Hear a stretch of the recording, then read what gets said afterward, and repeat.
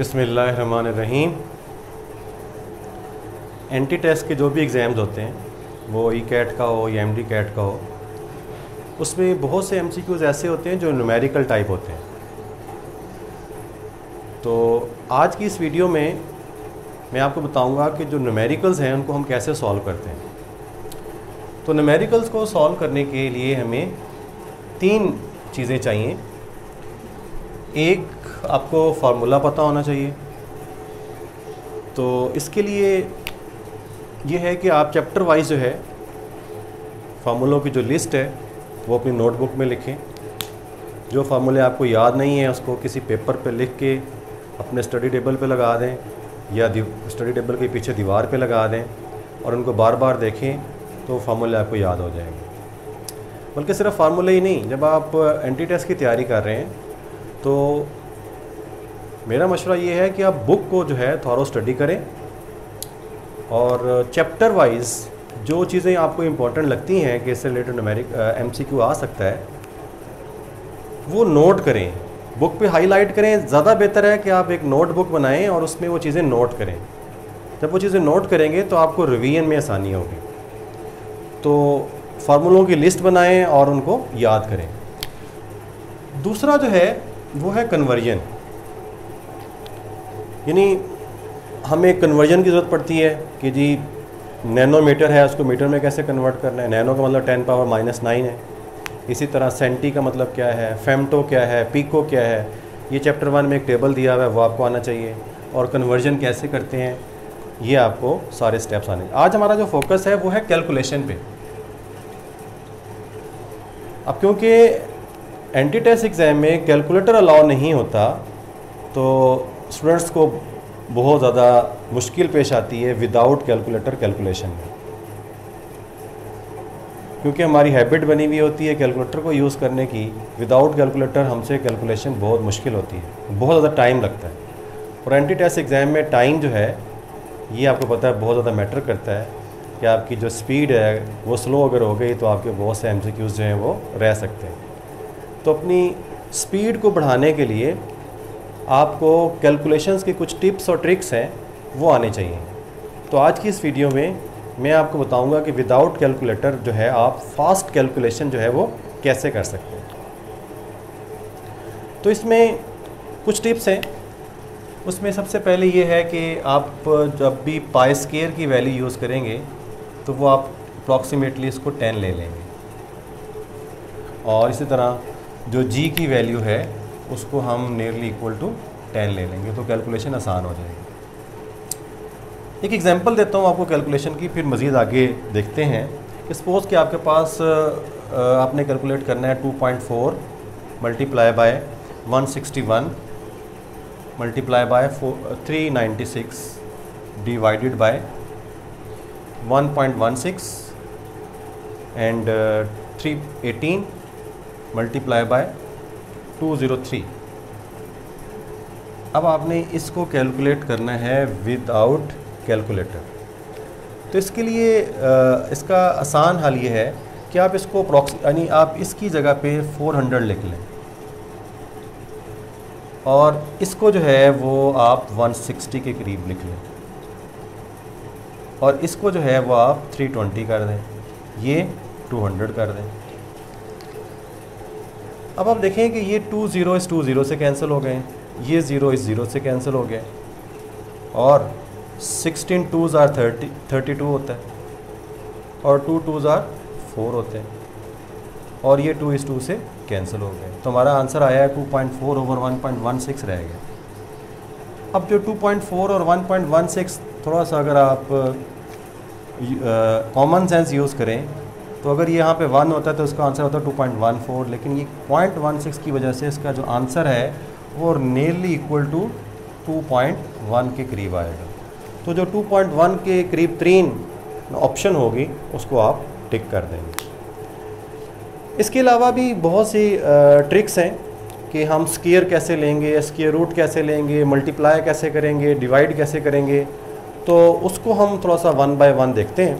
तो सबसे पहले हम देख लेते हैं स्क्वायर जो है वो हम किसी भी नंबर का कैसे लेंगे।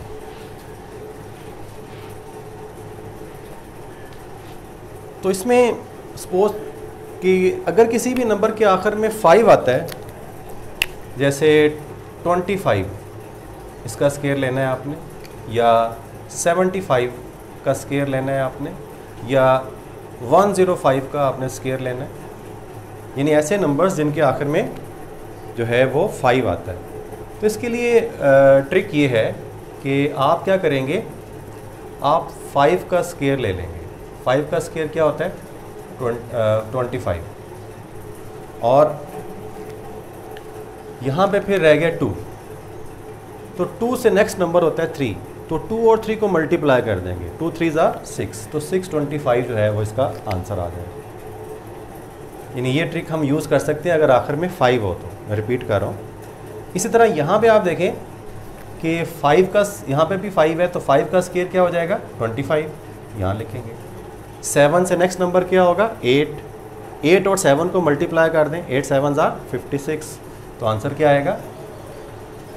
5625। इसी तरह इसको देख लेते हैं, यहाँ पे भी 5 है, तो 5 का स्केयर 25।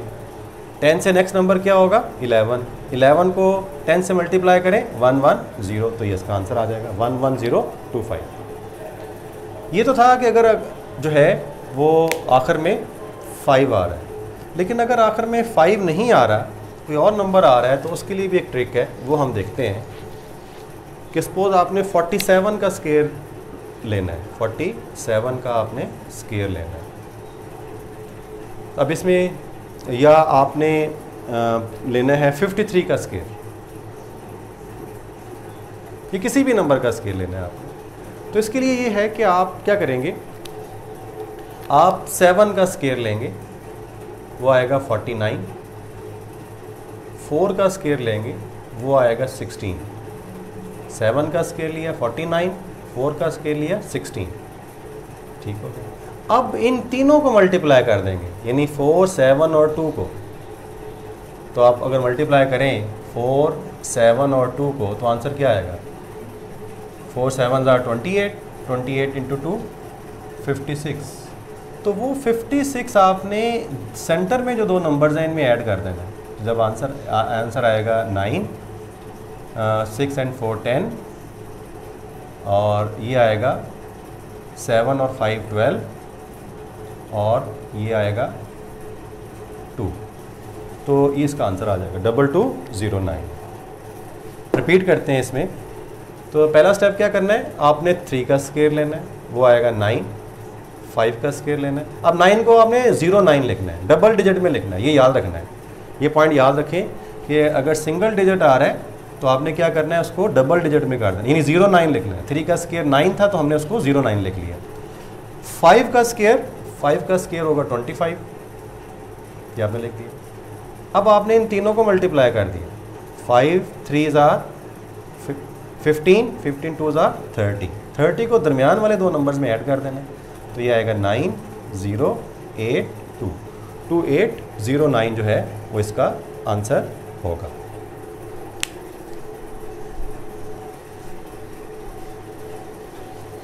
एक और नंबर लेते हैं 83 का स्केयर ये कैसे करेंगे?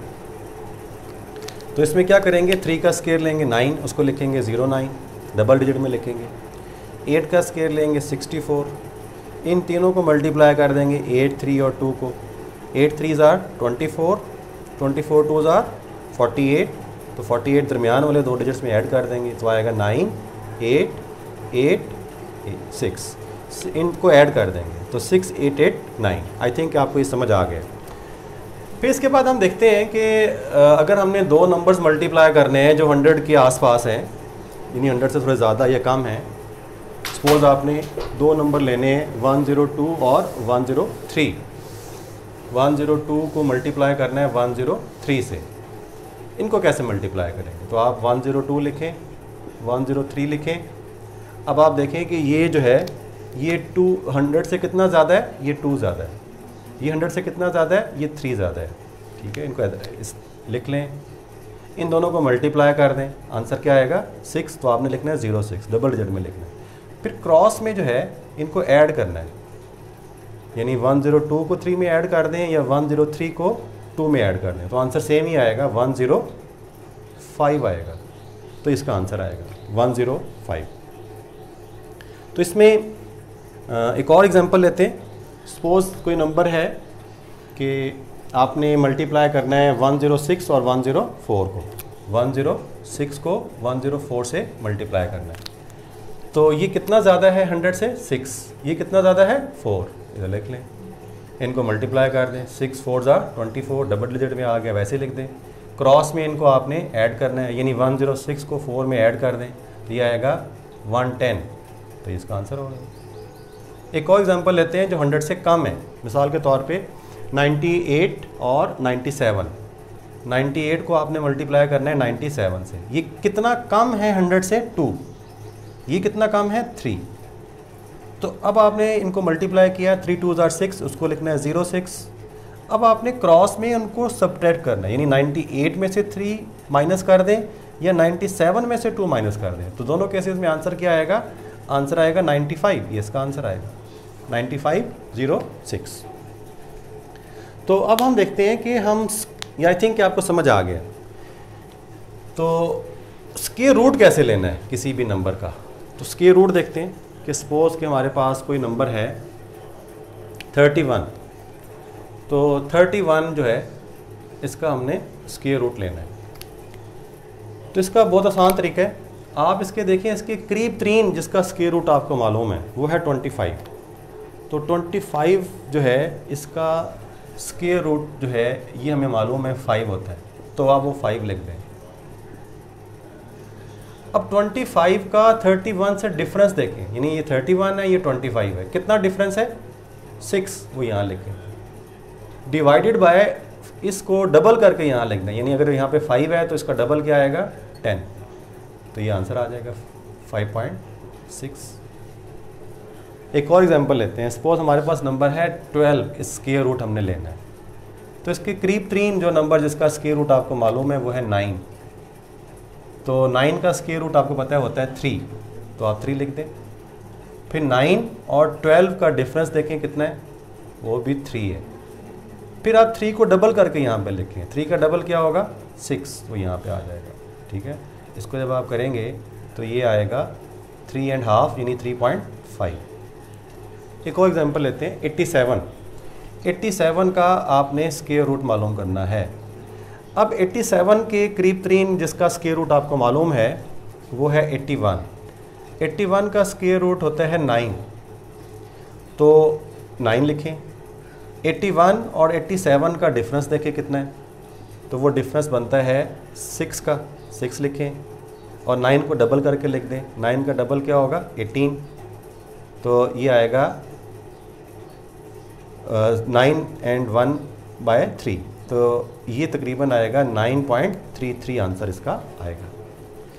तो इस तरह आप स्क्वायर रूट भी ले सकते हैं। तो ये आपको ट्रिक्स कैसे लग रहे हैं ये आप कमेंट्स में लिखें।